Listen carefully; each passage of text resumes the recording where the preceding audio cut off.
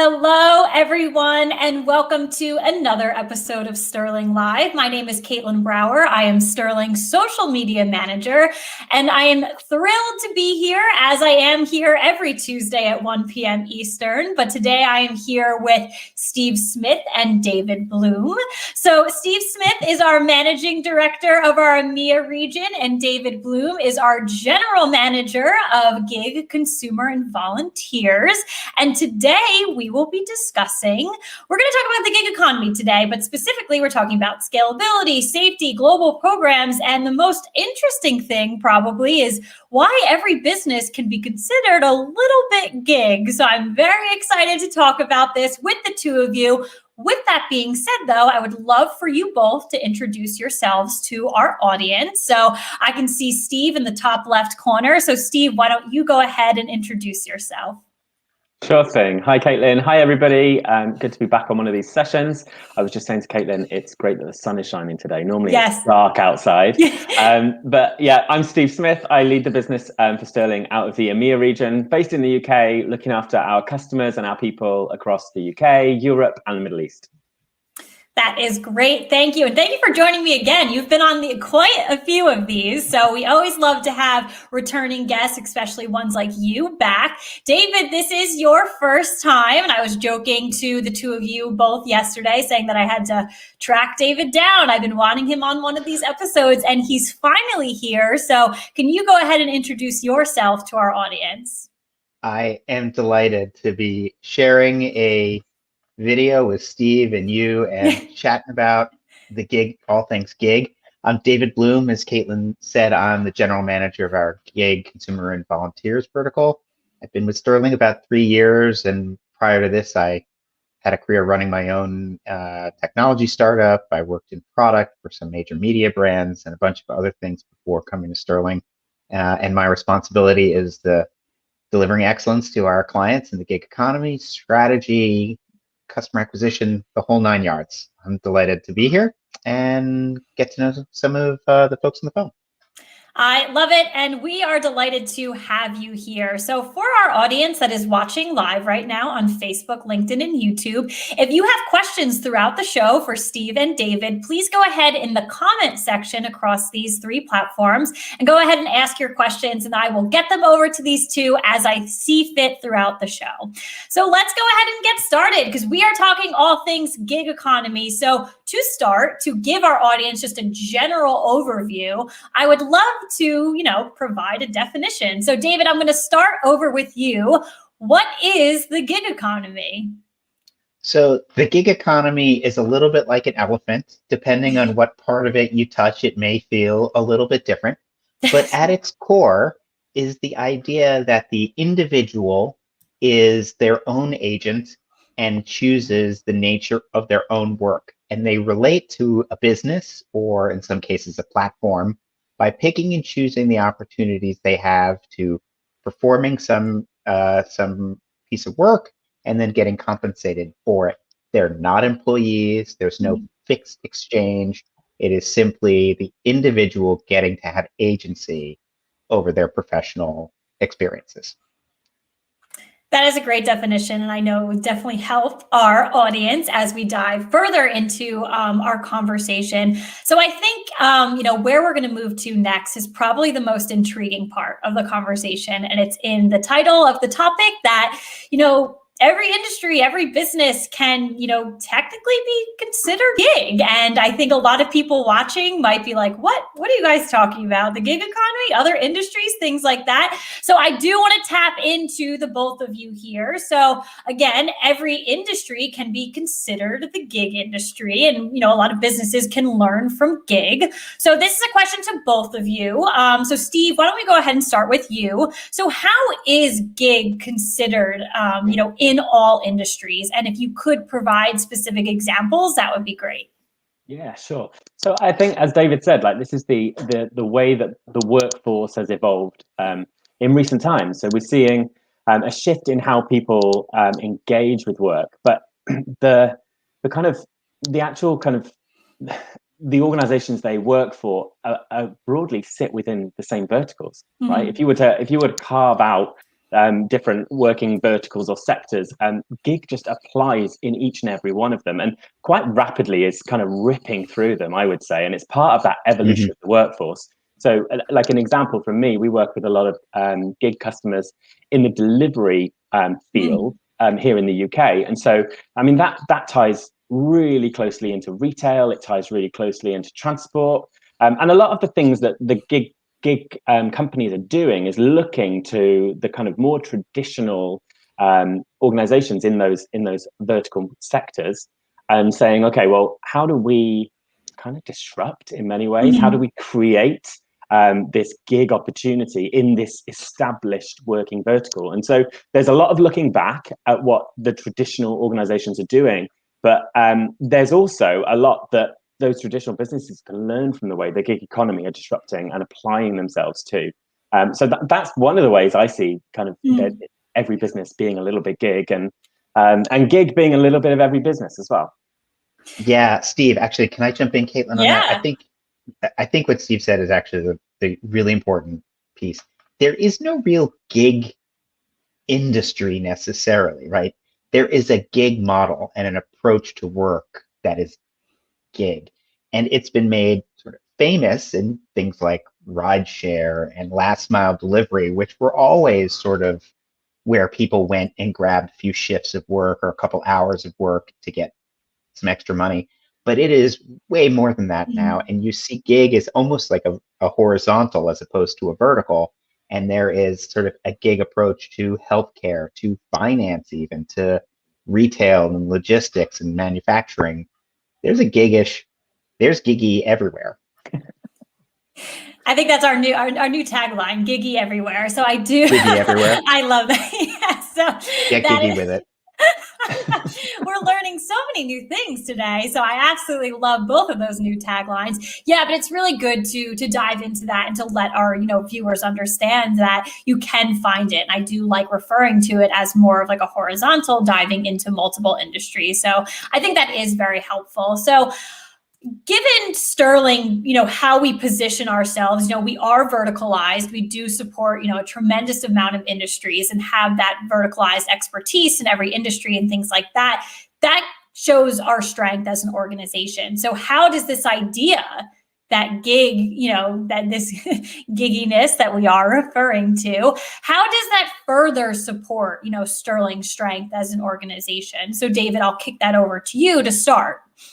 Yeah, I think the idea that gig is more of a discipline or a horizontal than it is a vertical plays very well with the fact that Sterling is a largely verticalized organization. And we have deep functional expertise in how to work with companies in healthcare, transportation, retail, staffing, technology, you name it. Even in our regions around the world where we're not necessarily verticalized in the same way. Steve will talk more about that. But the combination of having someone who knows deeply about the issues that affect these different industries, and someone like me and the whole team we have around gig to think about the approach and the model, that combination, I mean, for me, I love meeting clients and prospects and being able to explain that, because they're not one thing. When you're a gig healthcare company or a gig transportation company, you really are both. Yep. And you need someone who understands both. And that makes my job a little bit easier. And it also makes me feel like I'm really delivering value.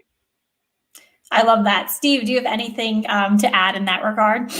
Yeah, I totally agree with everything David just said. I think a great example from my part of the world, a customer of ours is firmly in the retail space and have a traditional background screening program for a retail organization, but then they're applying gig thinking to some of the network within that, right? So they're thinking, well, we need to sometimes deliver our goods to customers' houses. We need to send taskers out to assemble things. We need to get creatives and designers involved. And so taking a gig model and applying it within that traditional model is exactly how it's happening at the moment. And I guess on top of those kind of leveraging the vertical expertise and knowledge that we have here at Sterling, it's also then about tapping into the regions.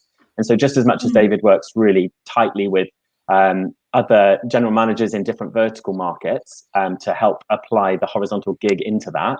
Similarly, he and I are talking all the time about, okay, how do we connect customers cross-border, internationally? And that's one of the other massive strengths that Sterling brings to the table. It's about people in local markets with those customers. And so it's not just about a criminal screening program and leveraging that out from one location globally with a single jurisdictional mindset. It's about, okay, well, let me connect you with someone in your market that knows exactly how to set this up for success. And I think that's the other dimension that working with Sterling brings. That's great. So Steve, I'm actually going to come back to you because I do have something specific in the UK region. So it has been a recent UK court ruling that, gig drivers are now classified as workers rather than self-employed. So as we look on, and reflect on the maturity and how far the gig work force has come, like, what is the importance of, delivering a great customer experience? And, again, how I'm trying to how do I make it work? So yeah, so how does that deliver a great customer experience? But then also too, how does this touch on, how mature the gig economy has come? Yeah, great. Well, I think I don't think it's difficult to look at the gig economy globally and say this has got to be one of the fastest growing in terms of scale kind of workforces available. So in terms of scale and growth and volume, it's significant. I think what this ruling shows us and kind of reinforces for us is the pace at which the workforce is evolving and actually maturing as well. And so, I mean, this has been something where employee status has been a hot topic in markets all around the world relating to gig for a long time now. And you've seen different organizations in this gig space or thinking in a giggy sort of way. You've seen them take different approaches to it. So increasingly over the last, I guess, 18 months, you've seen some organizations go, hey, we really think that our people should be employees, and others going, hey, we really still don't. And we want to keep tight to this you're not my employee model. And I think what's happening now is actually the gig workers are really driving this conversation. And I'm not sure that the ruling is going to mandate one way or the other, actually, and we're going to have to wait and see how that pans out. But I think what this actually does is it will likely drive some optionality for individuals coming into this kind of setup to say, do you know what, I'm actually really cool with checking in and checking out and totally being independent. But I think there should be options for people to sign up and take the benefits of employment as well. So I think that's one of the big challenges for these organizations to really be thinking through is we've not had to think about reward and compensation in the same way that more traditional employee-driven organizations have had to do that. And so I think striking that balance is going to be a challenge over the next few months, definitely. Actually, to that point, I think there is a push and a pull to gig dynamics here. And the pull is by the employees themselves.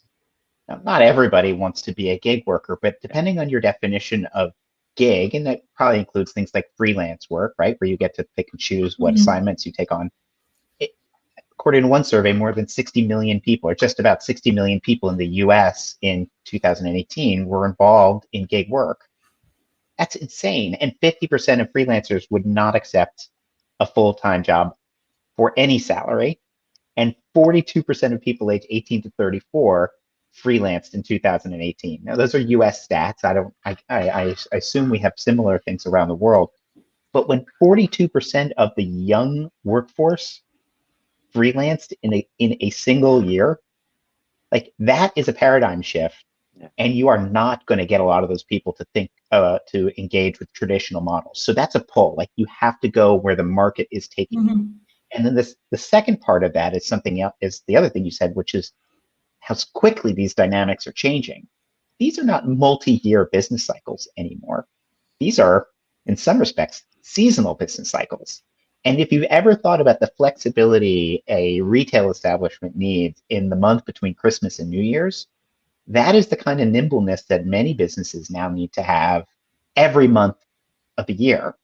And so the only way to maintain that level of nimbleness is having this on-demand ability to manage your workforce, and not just the numbers, but the skills you employ. So that, between the workers wanting to have more flexibility and the businesses needing to have more mobility and flexibility. Like that's combustion. Yeah, and I love those real-time stats. I'm very happy that you shared those with our audience. So they are, from about, a year or two ago. So let's, fast forward and look about now. So I want to talk about scalability and growth. So Steve, I know you did touch on scalability a little bit. So David, I'm coming at you with a question. So gig clearly has been growing as per the stats that you had just said over the past couple of years, but some organizations did see a significant growth during the pandemic. So how were these organizations able to scale and grow during this time? Well, if you were a gig business that helped people stay at home, you had a really, really good 2020. And if you were a gig business that helped people go out, your business had a lot of challenges. But the way we have seen people, our clients scale is, first of all, focus. If you thought you needed to drive growth by opening up new markets or new segments, chances are 2020 taught you that you're going to see more growth than you can handle from going after the market that you're already in, and the model and the approach you're already in.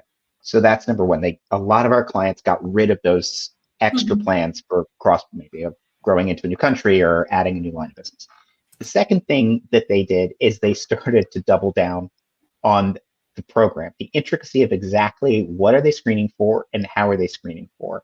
And the more nuanced approach they could deploy, the better cost savings they had, the more efficiency they have, the more conversion rate through their onboarding funnel. Because remember, unlike in traditional business, these workers get to choose what platform they're on or what gigs they pick up. So they may just drop out if the process takes too long or is too frustrating.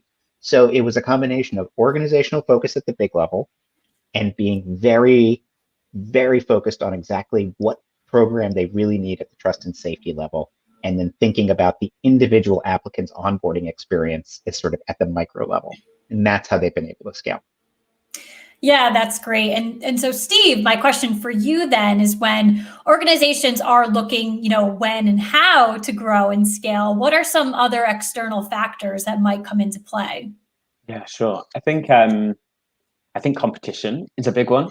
I think that often drives the push to scale more aggressively. So if there are 2 or 3 or 4 or 5 of the same kind of organization attacking the same market. So think about the UK, for example, like what that will make them take that focus that David was talking about. Where am I targeting first? Which cities am I going to? Because for gig, it's all about where the people that you're connecting to the customers are. Right. So you need strategy around where you start. And so a lot of organizations that start up, they'll start in London, for example, and equivalent large cities around the world. And then it's about, okay, well, once we've kind of established ourselves there, how do we go out? And I think some organizations will take their time doing that. But where there's competition there, you don't want to be last into a market. So racing through cities and really being strategic about how you do that, I'd say competition is one of the biggest external factors.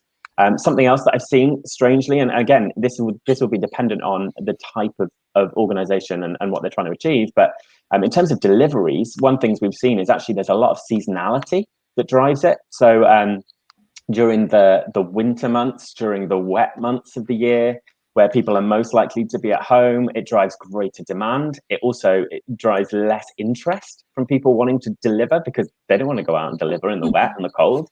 And so the organizations will need to scale to overcome external factors like the weather, for example.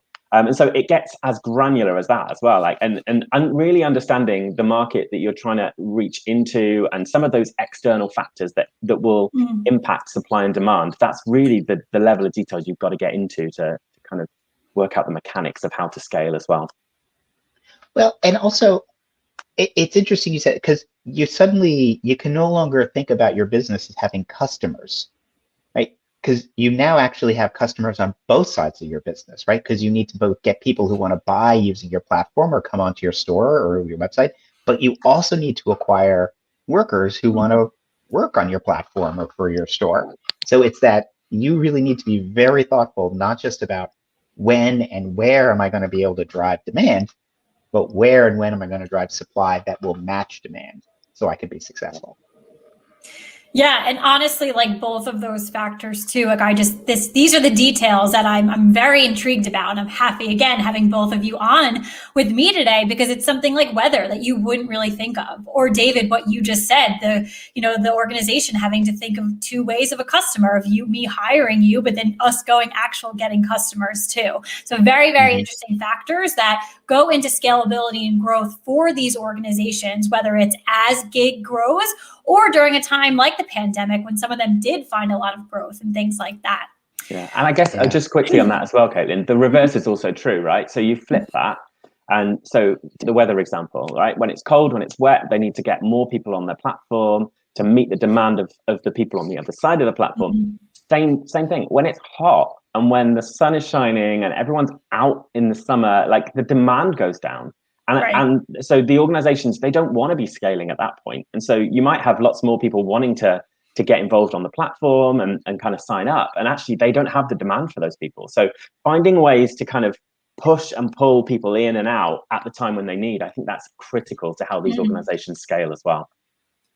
Yeah, to that point, that is why I see a trend in the US at least. And Steve, I'd love to hear whether you're seeing in the UK and in EMEA broadly, but a lot of traditional businesses that are entering gig, or not even old traditional business, could be new, are not necessarily building their own gig workforce, but they're leveraging existing gig platforms, whether they are B2B, such as striking a partnership with a grocery chain, striking a partnership with Instacart, like Albertsons recently did in the US, or they're using a B2B third-party logistics company like HelloFresh and some of the food delivery, box meal kit companies are leveraging B2B last mile services as their logistics arm. So it has been so that is another approach to scaling, is not doing it yourself. I want to be big in gigs, so I'm going to work with somebody else who knows what they're doing. Yeah, no, and I think that was a great addition there. So when I think of gig personally, and I think it's come out of this conversation already today, you see the flexibility of it. And if I'm a gig worker, I can kind of come in as I please if I choose to and pick up quote unquote gigs as comfortable to my schedule. So a lot of what people think, and I know this is top of mind for me, is always trust and safety when it comes to organizations like this, whether it's who they're hiring or who their customers are and things like that. So I want to get a look into this from a US and a UK standpoint. So I'm going to ask both of these questions to the two of you. So for the first one, and Steve, you can kick us off here. How do brands structure their business models and strategy around the different types of people who are working for them? Yeah, true. Okay, so there's definitely a differentiation point in trust and safety, and you see that. Like you can look at different organizations, and you can look at how they approach background checks and their kind of appetite for creating safe environments for the people on their platforms and the people using the services as well, and the approach that they take, it can differ wildly, right? And I think sometimes the big question for a lot of these organizations is, how do I balance the cost with the obligations towards trust and safety, right? And some will be willing to spend more in order to get further along the line in terms of trust and safety, and some will say, look, I'll do what's minimum and maybe create options around kind of upscaling that. And so you can kind of see that where in a healthcare sector, for example, the trust and safety requirement will be greater as a baseline than in something like delivery, right? So your baseline is going to move as it relates to trust and safety.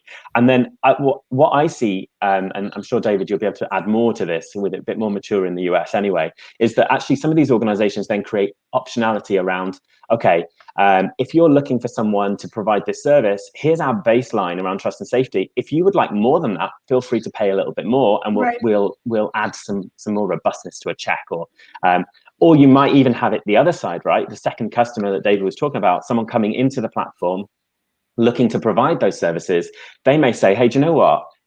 Can you tag me with premium if I pay a little bit more for trust and safety? And so it definitely becomes a differentiator, I'd say, from brand to brand and service to service. But I'm sure David can add to that as well. Everything you said, I think absolutely. I'll say first, for many years in the US, there was the sense among some gig platforms that trust and safety could be somebody else's responsibility. And they would say, we are an honest broker, buyer beware. Mm-hmm. If you want to arrange for service on our platform, you need to screen them. We have done just a cursory. And there's still some companies that are like that. And I understand where they're coming from.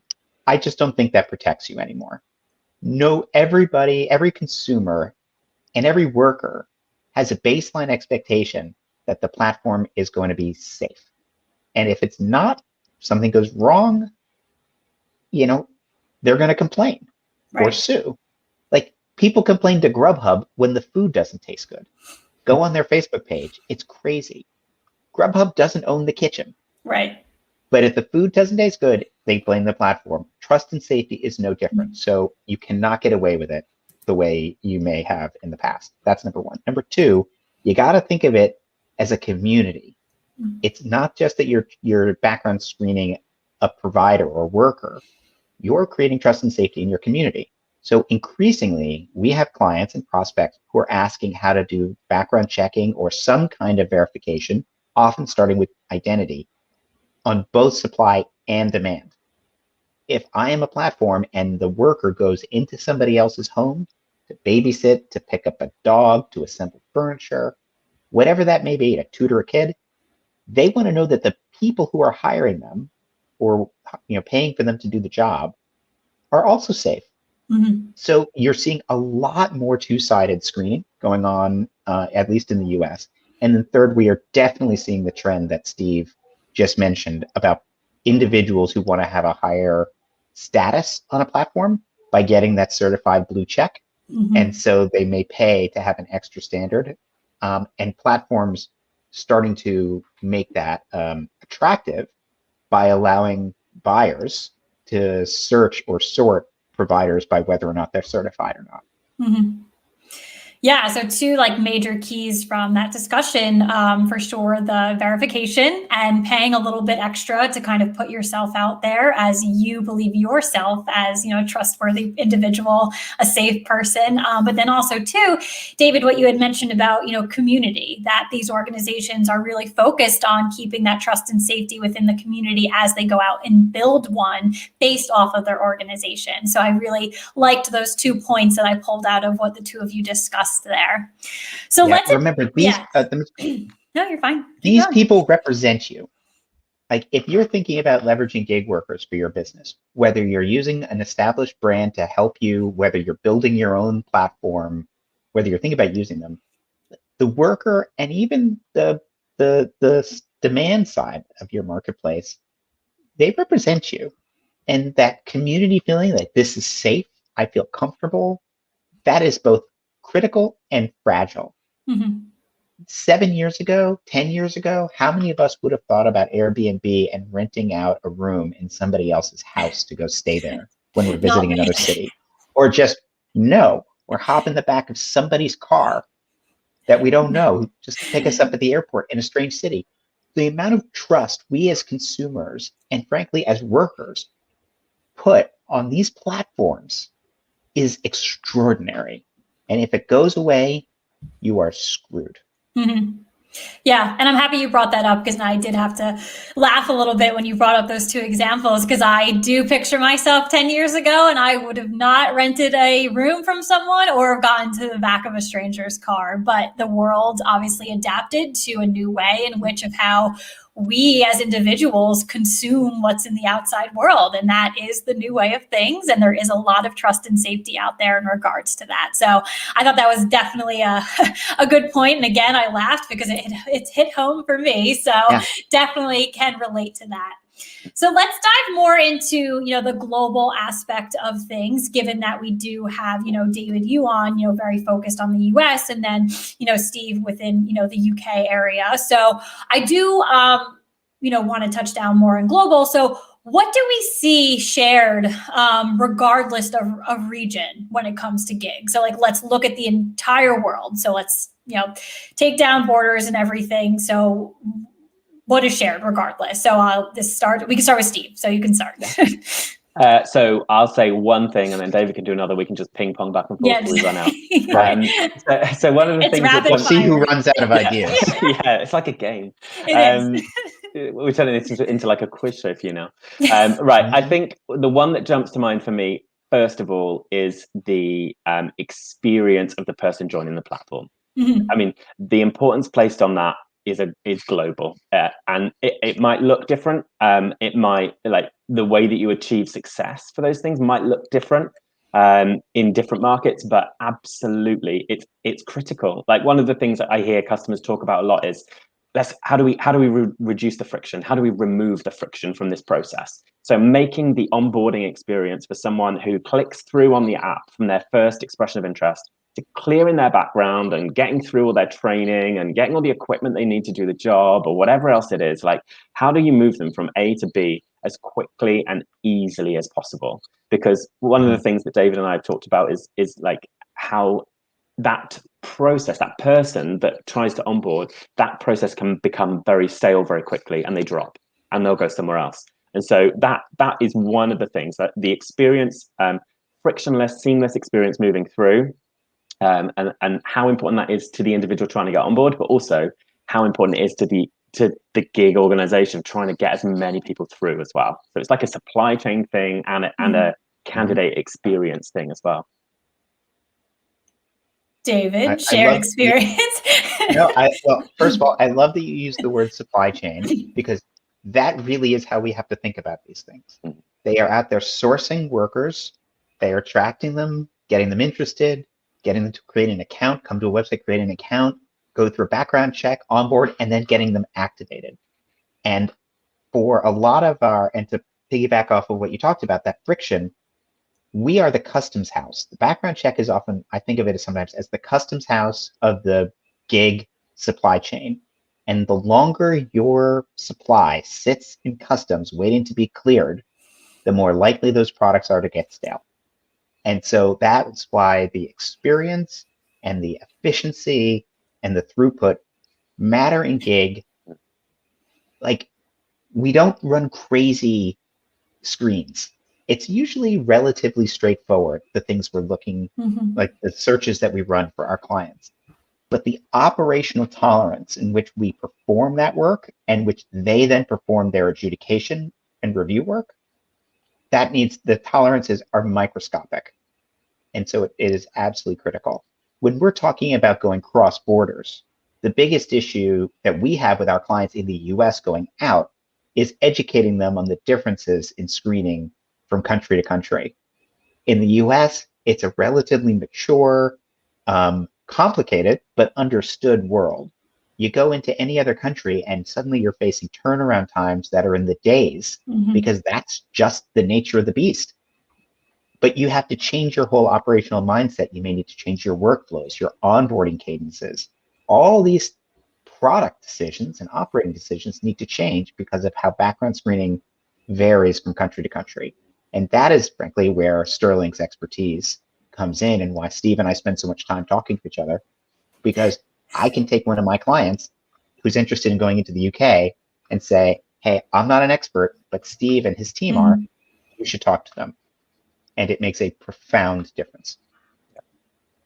Yeah, and I think that's great. And I'm very happy that you brought that up, because I think it does segue into the next question that I want to ask. So putting Sterling aside, and I thought that was a great example, let's talk about other vendors. So other types of organizations that these gig companies might be partnering with. So how important is it for a gig business to be supported by a vendor, with global expertise and, global reach and local expertise? So you used Sterling as an example, but any other type of vendor?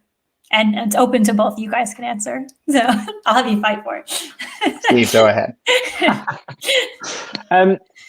I think it totally depends on what that vendor is doing, right? So there are some things that you can put a global vendor in and it will work wonderfully. And tech is a good example, right? Generally, you could apply technology into the platform, into the whole model, and that could work in most markets. But I think wherever a service is required, so we think of ourselves as a service company. powered by with tech as a massive enabler. Like, we're not tech first. I think tech first can generally be globally connected. But anything where there's actually a service element that has a regional or a kind of local nuance, I think that you either then at that point need to think, right, I need a global partner whose services maybe are tailored to the local markets, or you flip to then take different vendors in different markets to achieve what you're trying to achieve in those markets. And I think this is one of the areas where you can flip-flop quite easily between kind of thinking you need to be disconnected and then realizing, oh no, actually there is a way to connect. But I think it comes down to what is that vendor helping you with. Yeah, there are certain things that need localization and certain things that do not. Your web hosting, your payment processing, chances are you can have one vendor that works globally, and there's an efficiency in that. But the minute you're dealing with local law or custom, even, like, you need someone who's going to help guide you on that. When we have clients that want to do background screen, like, we're working with a company now that is launching a new program in a Asian country, and the difference culturally around how the workers think about being background checked to get on a gig platform or for any job is just very different than what they have in the US or in EMEA or even in Australia. They just think about it differently. So we've been not only working with them on how to design the program itself, but how to design their whole onboarding experience and the operations to support it. Let me tell you, if you don't have a vendor who's helping you figure that out when it's so localized, you're just wrong. You're making a big mistake. It's penny wise, pound foolish. Yeah. Alrighty, so let's travel outside of the US and the UK, and I do want to ask you one final question. So how is the gig economy advancing in other parts of the world outside of the US and the UK? So Steve, we can start with you. Yeah, sure. So I mean, I think we've touched on the fact that here in the UK, I'm kind of looking over my shoulder and see what David's doing, because like the US is that bit more mature, that bit more established when it comes to gig programs. And so I'm kind of looking over, because that's where my innovation comes from. It comes from back there. And even within my region, right, I look across Europe, and today we've got our customers saying, we need to bring on a program in France. We need to bring on a program in Germany. We need to bring something on in Portugal. And those are conversations that just weren't happening 12 months ago. And so that's really one of the areas I'm seeing. This kind of the growth rate in gig is now driving organizations to think about things that it felt too hard to think about maybe 12 months ago, right? So maybe they're more comfortable with their program now in the UK. Yes, we always want to be innovating it, but okay, we now need to look more broadly into Europe, into the Middle East, and think, okay, how do we, because there it's a lot of it is around source availability, right? When it comes to a background check, here's my minimum standard, here's what I want to achieve. Actually, the cost of doing that could be like significantly higher to do like for like in some of those markets. And David's already mentioned it as well. The turnaround times can go from hours to days to even weeks sometimes. So really striking the balance with these organizations to say, right, what is important, what you're trying to do, and helping to build that program. But it's something that they're trying to do now that they weren't trying to do before. And to that point, Steve, ask the question, what is it you are trying to accomplish with your safety program is an essential first step. And this is why, Caitlin, to your other question, it's not a one size fits all wherever you go. Right. So what we often tell people is, don't look like for like on an absolute scale, look for like on a relative scale, because what you consider a high degree of trust and safety in the United States may simply not be possible to replicate in another country, but there is a screening that represents locally that equivalent trust and safety standard, and you need to adjust to that. But I'll tell you, I have clients who are taking their screening programs global, including some who've been talking about it for years, but are finally actually doing it. A lot of what we're growing with right now are companies from Asia who are coming into the US market. It used to be it used to happen in the other direction exclusively. Right. No way, not anymore. We're doing very well with businesses in Asia, especially East Asia, coming into the US market. It is not it is the walls between the regions are rapidly disintegrating. Mm-hmm. And the fluidity in which these businesses imagine their opportunities and are able to execute it on is supported by their very business model. It is a global trend, and we're thrilled to be, part of those conversations. Yeah, and that's great to hear. And I can definitely attest to that it's a thrilling experience for sure.